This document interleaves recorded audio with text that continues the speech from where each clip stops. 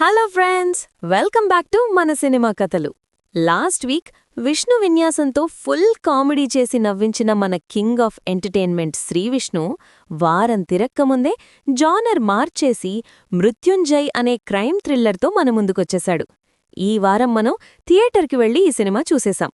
మరి ఈ సినిమా ఎలా ఉంది, ఆడియన్స్ని థ్రిల్ చేసిందా అని మాట్లాడుకునే ముందు ఒక చిన్న మాట ఫ్రెండ్స్. మన వీడియోస్కి మంచి వ్యూస్ వస్తున్నాయి, కానీ చూసిన వాళ్లలో చాలామంది ఇంకా సబ్స్క్రైబ్ చేసుకోవట్లేదు. మనది కొత్త ఛానల్ కదా, మీరు వీడియోని లైక్ చేసి కిందొక కామెంట్ పెట్టి సబ్స్క్రైబ్ చేసుకుంటే ఈ వీడియోకి రీచ్ పెరిగి మన సినిమా కథలు ఫ్యామిలీ ఇంకా పెద్దదవుతుంది. మీ సపోర్ట్ నాకు చాలా ఇంపార్టెంట్ బాస్. లైక్ కొట్టేశారు కదా, ఇక రివ్యూలోకి వెళ్ళిపోదాం రండి. కథలోకి వెళ్తే మన హీరో జై అలియాస్ మృత్యుంజయ్ స్వేచ్ఛ అనే న్యూస్ పేపర్ ఆఫీస్లో పనిచేస్తుంటాడు. అతడి డ్యూటీ ఏంటో తెలుసా? మరణ వార్తలకు సంబంధించిన యాడ్స్ కలెక్ట్ చేయడం. కాని మనోడికి క్రైమ్ బ్యూరోలో పనిచేయాలని పెద్ద డ్రీమ్. అనుభవం లేదని ఆఫీస్లో ఛాన్స్ ఇవ్వరు. కట్ చేస్తే ఒకరోజు మరణవార్త యాడ్ కోసం వెళ్లిన మన హీరోకి ఆ చావు వెనక ఏదో పెద్ద మిస్టరీ ఉందని డౌటొస్తుంది.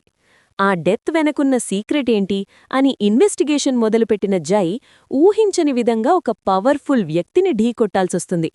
అసలా పవర్ఫుల్ వ్యక్తెవరు, ఆ చావుకి కారణమేంటి, హీరో ఈ మిస్టరీని ఎలా సాల్వ్ చేశాడు అనేది మీరు థియేటర్లో చూసి తెలుసుకోవాల్సిందే. సినిమాకి బిగ్గెస్ట్ ప్లస్ పాయింట్ ఏంటంటే మన శ్రీవిష్ణు. ఎప్పుడూ నవ్వించే శ్రీవిష్ణు ఇందులో కంప్లీట్గా ట్రాక్ మార్చేశాడు. అసలా సీరియస్ లుక్లో ఆ ఇంటెన్స్ పర్ఫార్మెన్స్తో ఆడియన్స్కి ఒక కొత్త ఫీల్ ఇచ్చాడు. రెండో ప్లస్ పాయింట్ ఏంటంటే విలన్గా చేసిన వీర్ ఆర్యన్. హీరోకి తగ్గట్టు విలన్ పవర్ఫుల్గా ఉంటేనే ఆ కిక్కొస్తుంది.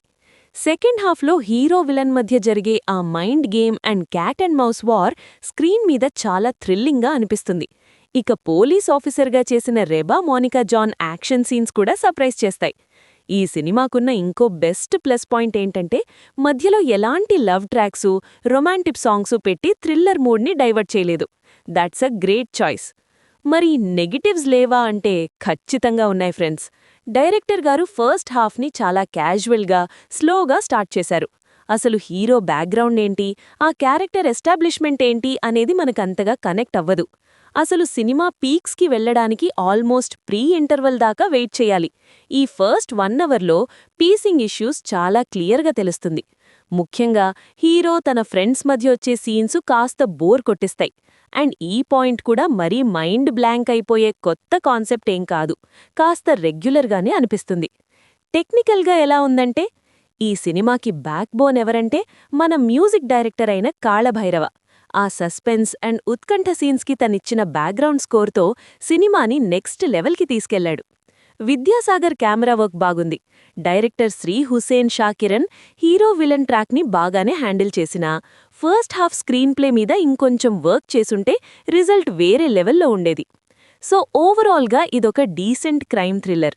శ్రీవిష్ణుని ఒక కొత్త యాంగిల్లో చూడాలి అనుకునేవాళ్లు, క్రైమ్ సస్పెన్స్ సినిమాల్ని ఇష్టపడేవాళ్లు ఆ ఫస్ట్ హాఫ్ స్లో పేస్ని కొంచెం అడ్జస్ట్ చేసుకుంటే సెకండ్ హాఫ్ కోసం ఖచ్చితంగా ఒక్కసారి ఈ వీకెండ్ ట్రై చేయొచ్చు. మరి మీరు మృత్యుంజయ్ చూసారా? మీకు శ్రీవిష్ణు సీరియస్ రోల్ నచ్చిందా, లేదా తన కామెడీనే ఇష్టపడతారా? కామెంట్స్లో చెప్పేయండి. మరి మరిన్ని లేటెస్ట్ సినిమా అప్డేట్స్ కోసం మన సినిమా కథలు ఛానల్ని సబ్స్క్రైబ్ చేసుకోండి. Bye bye.